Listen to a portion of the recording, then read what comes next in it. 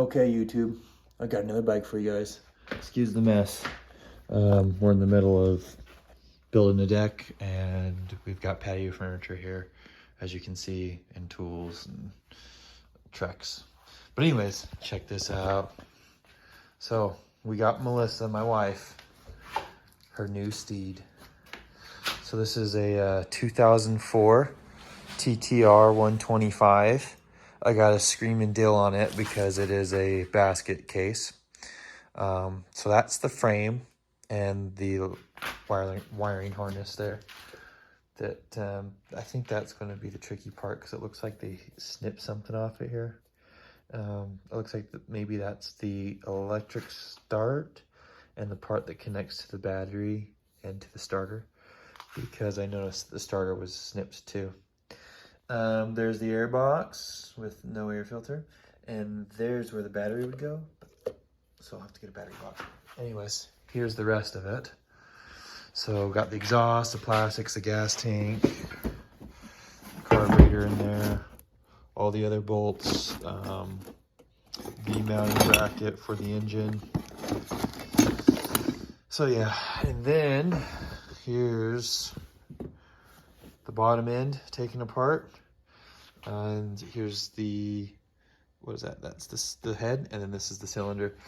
So I got this from a guy, a kid, I think he's 14, that just tried having a crack at it, and it was too much for him.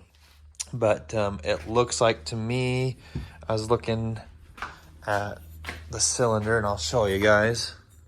I don't know if you can, oh, there's a good spot right here. See this, but you see that metal material there? That looks like rings. So the rings from the piston must have touched, or maybe there was some piston slapping going on and it rubbed off onto the cylinder sleeve. So this is a little bit different bike than what we're used to working on. This has a steel sleeve, and it doesn't have that nickel seal on there. So we might be good just to bore this out and go one more size up on the piston. Or maybe, because it looks like, I mean, there's not too much scoring on there, we might be able to just put the same size piston there and just bore out all the material that's stuck on the side. Whatever, I think we do. I think that might be the cheapest route. Was debating on putting a 150 big bore kit on this, but since this is Melissa's first bike, I think it might be best if we just leave it as stock as possible, so it's not too much. And then maybe once she gets a little bit more comfortable riding and stuff, we'll up it. Then, I don't know if you can see this too on the head, a piece of that metal material is right there on that valve. See that? Stuck in between there. So I'm hoping there's no damage to that valve seat. A new head, I looked it up, they're about $300, but if I can get away with reusing this and just resurfacing it, I think I'm going to just do that.